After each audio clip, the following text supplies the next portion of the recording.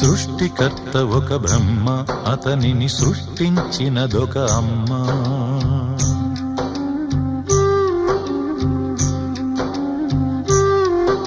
సృష్టికర్త ఒక బ్రహ్మ, అతనిని సృష్టించినదొక అమ్మ.